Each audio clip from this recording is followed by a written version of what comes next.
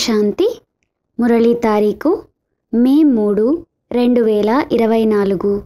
మధురమైన బాబా చెప్తున్నారు, మీటే బచ్చే, ఈ దుఃఖధామానికి జీవించి ఉండే విడాకులివ్వండి, ఎందుకంటే మీరు సుఖధామానికి వెళ్ళాలి అని బాబా చెప్తున్నారు. ప్రశ్న: తండ్రి పిల్లలకిచ్చే ఒక చిన్న శ్రమ ఏది? జవాబు: బాబా అంటున్నారు, పిల్లలు, కామము మహాశత్రువు, దీనిపై విజయం ప్రాప్తి చేసుకోండి. ఇదే నేను మీకు ఇచ్చే చిన్న శ్రమ. మీరు సంపూర్ణ పవిత్రంగా అవ్వాలి, పతితుల నుండి పావనముగా అనగా పరుసవేదిగా అవ్వాలి. పారసంగా అయ్యేవారు రాయిగా అవ్వలేరు. పిల్లలైన మీరిప్పుడు సుగంధ పుష్పాలుగా అయితే తండ్రి మిమ్ములను కనులపై కూర్చోబెట్టుకొని వెంట తీసుకెళ్తారు.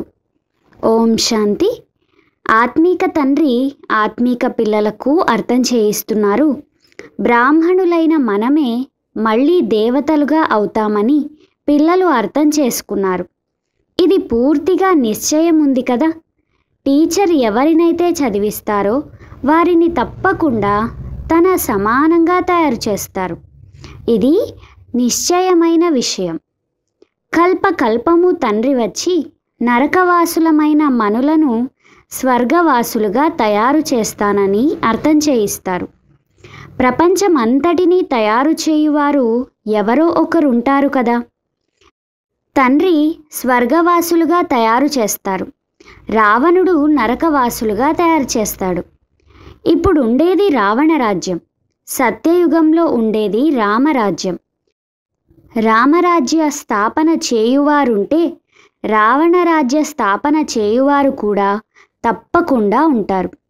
రాముడిని భగవంతుడని అంటారు. భగవంతుడు నూతన ప్రపంచాన్ని స్థాపన చేస్తారు. జ్ఞానమేమో చాలా సులభం, పెద్ద కష్టమేమీ కాదు. కానీ ఎంత రాతిబుద్ధిగా ఉన్నారంటే పారసబుద్ధిగా అవ్వడం అసంభవమని భావిస్తారు.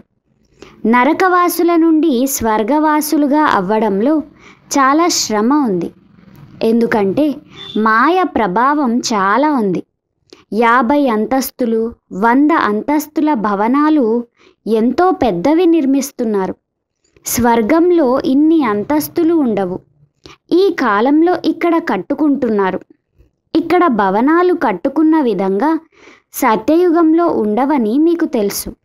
ప్రపంచమంతా కలిసి చిన్న వృక్షంగా ఉంటుందంటే అక్కడ అంతస్తులు కట్టుకునే అవసరమే ఉండదు అని బాబా స్వయంగా అర్థం చేయిస్తున్నారు.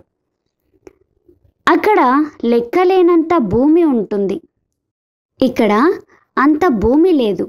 అందుకే భూమి విలువ ఎంతో పెరిగిపోయింది. అక్కడ భూమికి ఖరీదే ఉండదు. మున్సిపాలిటీ పన్నులు మొదలైనవి కూడా ఉండవు. ఎవరికి ఎంత భూమి కావాలో అంత తీసుకోవచ్చు. తండ్రి నేర్పించే ఈ జ్ఞానము ద్వారా అక్కడ మీకు స్వర్గ సుఖాలు లభిస్తాయి. మనుషులు 100 అంతస్తుల భవనాలు మొదలైనవి నిర్మించేందుకు చాలా ధనము మొదలైనవి ఖర్చు అవుతాయి కదా. అక్కడ ధనము మొదలైనవి ఖర్చు కావు. అపారమైన ధనం ఉంటుంది. డబ్బు అవసరమే లేదు. లెక్కలేనంత ధనం ఉంటే ఆ డబ్బంతా ఏం చేసుకుంటారు? బంగారు, వజ్రాలు, ముత్యాలు మొదలైన వాటితో భవనాలు మొదలైనవి కట్టుకుంటారు. ఇప్పుడు పిల్లలైన మీకు ఎంతో జ్ఞానం లభించింది. ఇది వివేకము అవివేకముల మాట అంటున్నారు బాబా.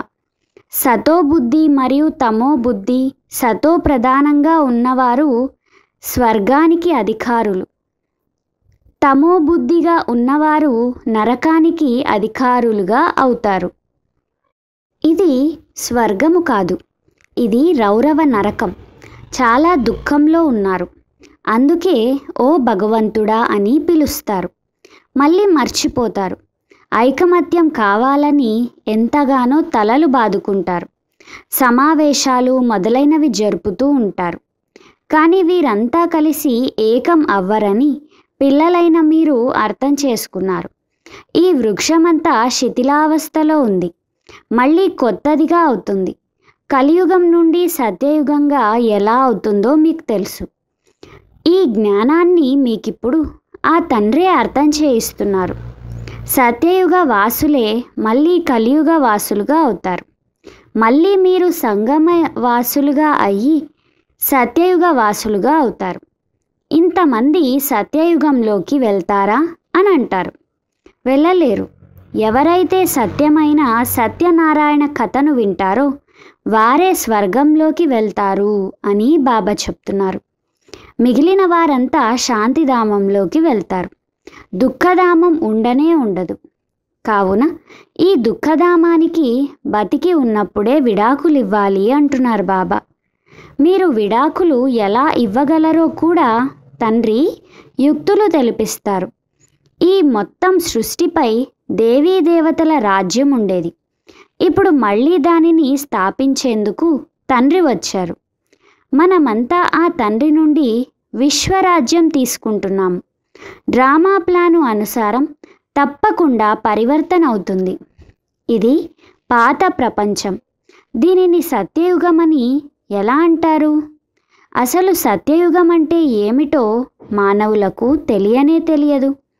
చాలా భక్తి చేసిన వారే ఈ జ్ఞానం పొందేందుకు అర్హులని బాబా అర్థం చేయించారు. వారికే అర్థం చేయించాలి. ఈ కులానికి చెందిన వారు కాకుంటే వారికి అర్థమే కాదు. అందువలన సమయం ఎందుకు వృధా చేయాలి? మన సభ్యులే కాకుంటే వారు ఏది ఒప్పుకోరు. ఆత్మ అంటే ఏమిటో, పరమాత్మ అంటే ఏమిటో నాకు తెలుసుకోవాలనే లేదు అని అంటారు. అందువలన వారి కొరకు శ్రమ ఎందుకు చేయాలి? బాబా అర్థం చేయిస్తున్నారు. భగవాను వాచ అని పైన వ్రాసి ఉన్నారు. నేను కల్పకల్పము పురుషోత్తమ సంగమ యుగంలో సాధారణ మానవ శరీరంలో వస్తాను.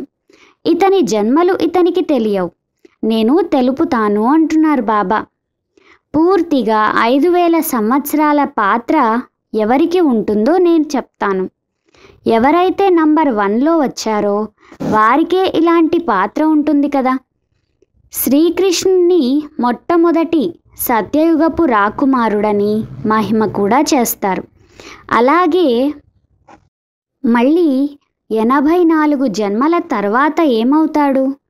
ఫస్ట్ బికారి, బికారి నుండి రాకుమారుడు, మళ్ళీ రాకుమారుని నుండి బికారి, రాకుమారుని నుండి బికారీగా ఎలా అవుతాడో మీరు అర్థం చేసుకున్నారు. మళ్ళీ తండ్రి వచ్చి గవ్వ నుండి వజ్ర సమానంగా తయారు చేస్తారు. వజ్ర సమానంగా ఉన్నవారే మళ్ళీ గవ్వ సమానంగా అవుతారు. పునర్జన్మలైతే తీసుకుంటారు కదా. అందరికంటే ఎక్కువ జన్మలు తీసుకొని వారెవరో మీరు అర్థం చేసుకున్నారు. మొదట శ్రీకృష్ణుడే వస్తాడని అంగీకరిస్తారు. అతనికి రాజధాని ఉంటుంది. ఎక్కువ జన్మలు కూడా అతనికే ఉంటాయి. ఇది చాలా సులభమైన విషయం. కానీ మనుషులు ఈ విషయాలపై గమనం ఇవ్వరు. తండ్రి అర్థం చేయిస్తే ఆశ్చర్యపడతారు. మొదటి వారే చివరి వారవుతారని తండ్రి ఖచ్చితంగా తెలుపుతారు. ఫస్ట్లో వజ్ర సమానము, లాస్ట్లో గవ్వ సమానము అంటున్నారు బాబా. మళ్ళీ వజ్ర సమానంగా అవ్వాలి, పావనంగా అవ్వాలి. ఇందులో కష్టమేముంది? పారలౌకిక తండ్రి ఆర్డినెన్స్ జారీ చేస్తున్నారు. కామము మహాశత్రువు. మీరు ఎందుకు పతితులుగా అయ్యారు? వికారాలలోకి వెళ్ళినందున. అందుకే ఓ పతిత పావన రండి అని పిలుస్తారు. ఎందుకంటే తండ్రి ఏమో సదా పారసబుద్ధి గలవారు. వారెప్పుడూ రాతి బుద్ధిగా అవ్వరు. మొదటి నంబర్ జన్మ తీసుకునే వారితోనే బాబాకు సంబంధం ఉంటుంది.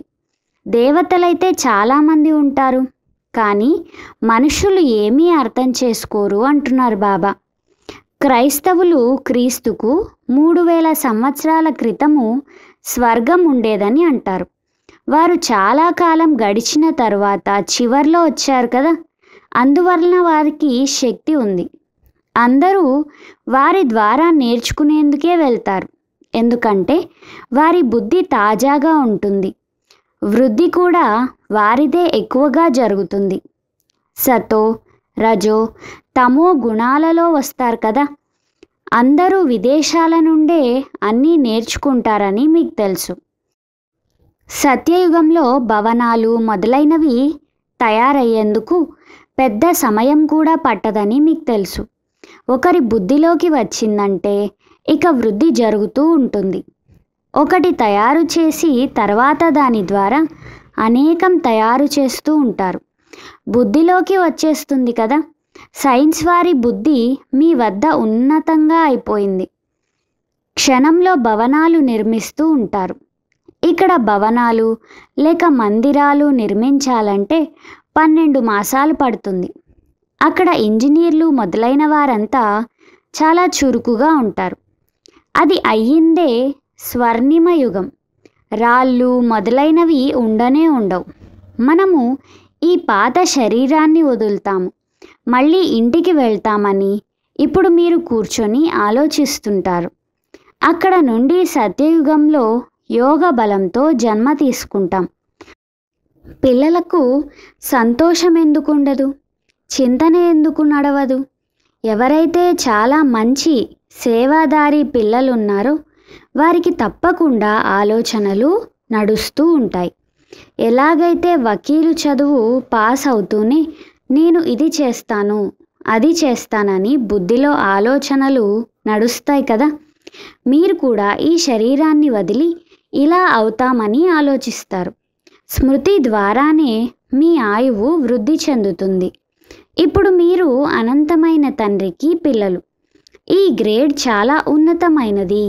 మీరు ఈశ్వరీయ పరివారానికి చెందినవారు. వారికి ఏ ఇతర సంబంధాలు లేవు. సోదరి సోదరుల కంటే ఉన్నతము చేసేశారు. బాయి బాయి అని భావించాలి. దీనిని చాలా అభ్యాసం చేయాలి. సోదరుని నివాసం ఎక్కడ? ఈ సింహాసనంపై అమరమైన ఆత్మ ఉంటుంది అని చెప్తున్నారు బాబా. ఆత్మలు నివసించే ఈ సింహాసనం చెడిపోయింది. అన్నింటికంటే చెడిపోయింది మీ సింహాసనాలే అంటున్నారు బాబా. ఆత్మ ఈ సింహాసనంపై విరాజమానమై ఉంటుంది. బ్రుకిటి మధ్యలో ఏముంది? ఇవి బుద్ధి ద్వారా అర్థం చేసుకునే విషయాలు. ఆత్మ నక్షత్రం వలె అత్యంత సూక్ష్మమైనది. నేను కూడా బిందువేనని తండ్రి అంటున్నారు. నేను మీకంటే పెద్దగా ఏమీ లేను.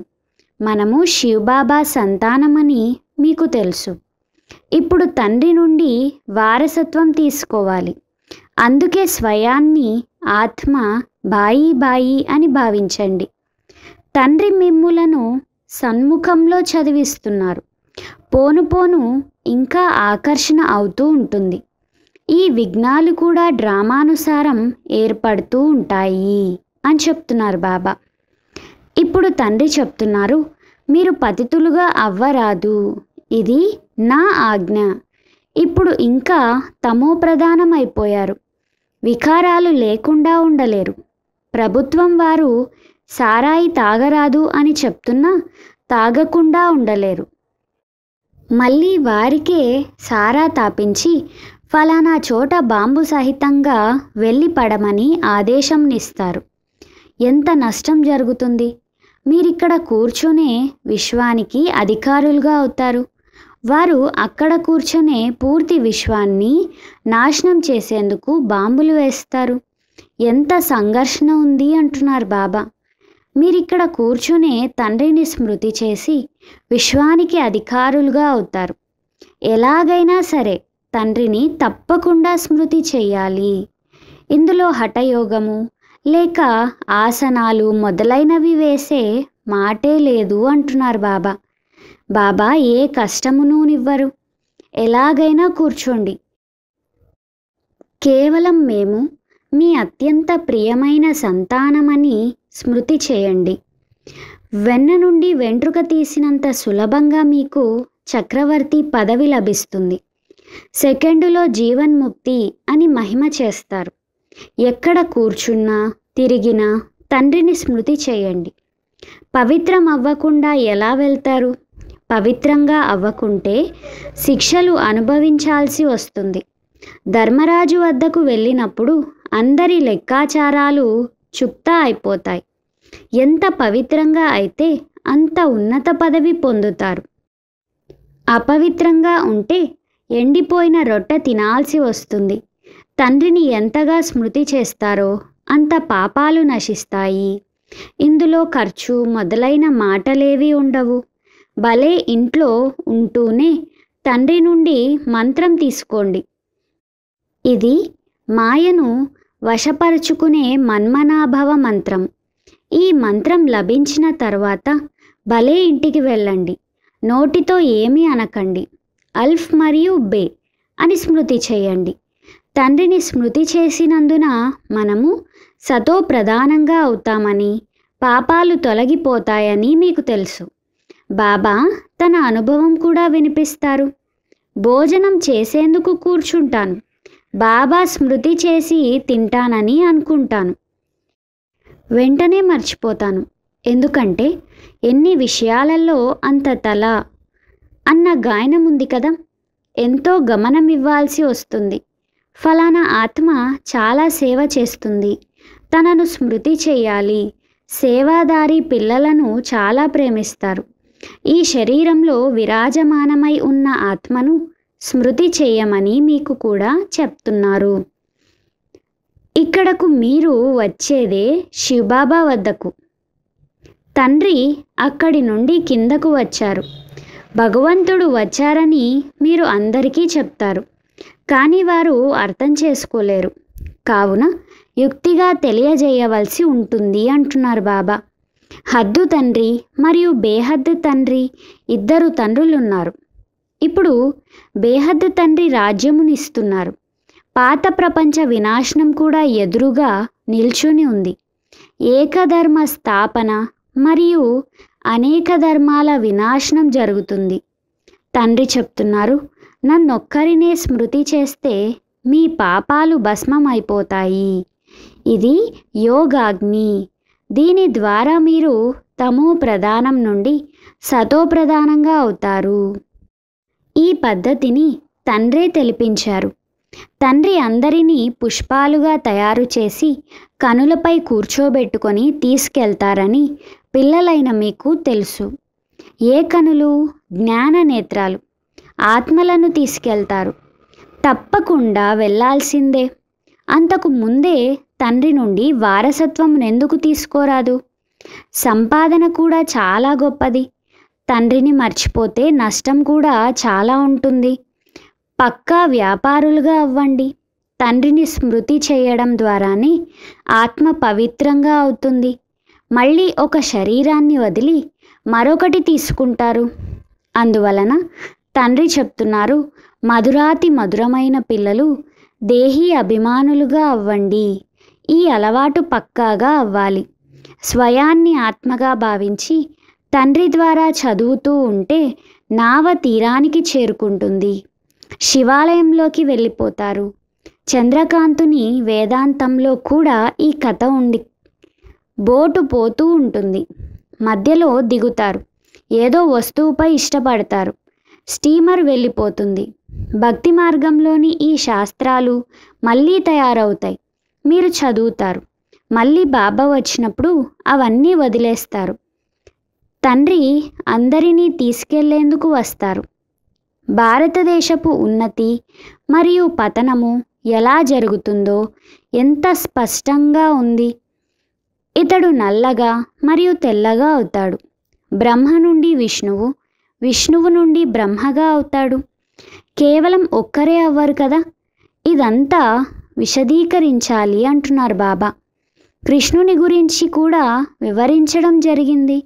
సుందరంగా ఉండేవారు నలుపుగా అవుతారు. స్వర్గంలోకి వెళ్తాడు కనుక నరకాన్ని కాలితో తన్నేస్తాడు. ఇది ఈ చిత్రంలో స్పష్టంగా ఉంది కదా. మీ రాజ్యపు చిత్రాలను కూడా తయారు చేశారు కదా. అచ్చా, మధురాతి మధురమైన అపురూపమైన పిల్లలకు మాతాపితా బాబ్దాదాల ప్రియ స్మృతులు మరియు గుడ్ మార్నింగ్. ఆత్మిక పిల్లలకు ఆత్మిక తండ్రి నమస్తే. हम रूहानी बच्चों की रूहानी माता पिता बाप दादा को याद प्यार गुड मॉर्निंग और नमस्ते नमस्ते नमस्ते. ధారణ కొరకు ముఖ్య సారము.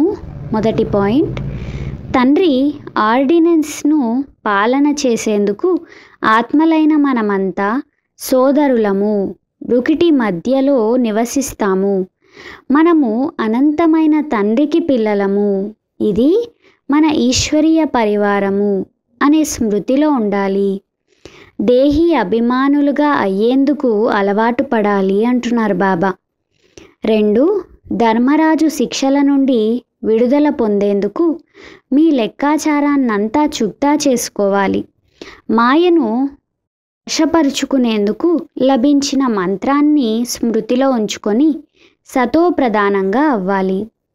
వరదానము, బిందువు రూపంలో స్థితమై ఉండి ఇతరులకు కూడా డ్రామా బిందువు యొక్క స్మృతిని ఇప్పించే విఘ్న వినాశక భవ. వివరణ అయింది. ఏ పిల్లలైతే ఏ విషయంలోనూ క్వశ్చన్ మార్క్ పెట్టరో, సదా బిందువు రూపంలో స్థితమై ఉండి ప్రతి పనిలో ఇతరులకు కూడా డ్రామా యొక్క బిందువును స్మృతినిప్పిస్తారో వారినే విఘ్న వినాశకులని అంటారు. వారు ఇతరులను కూడా సమర్థులుగా చేసి సఫలత యొక్క గమ్యానికి సమీపంగా తీసుకొస్తారు. వారు హద్దులోని సఫలత యొక్క ప్రాప్తిని చూసి సంతోషించరు, కానీ బేహద్దు యొక్క సఫలతా మూర్తులుగా ఉంటారు. సదా ఏకరసంగా ఒకే శ్రేష్టమైన స్థితిలో స్థితమై ఉంటారు. వారు తమ సఫలత యొక్క స్వస్థితి ద్వారా అసఫలతను కూడా పరివర్తన చేస్తారు. స్లోగన్, ఆశీర్వాదాలు తీసుకుంటూ ఆశీర్వాదాలు ఇస్తూ ఉంటే చాలా త్వరగా మాయాజీతులుగా అవుతారు. అచ్చా, ఓం శాంతి.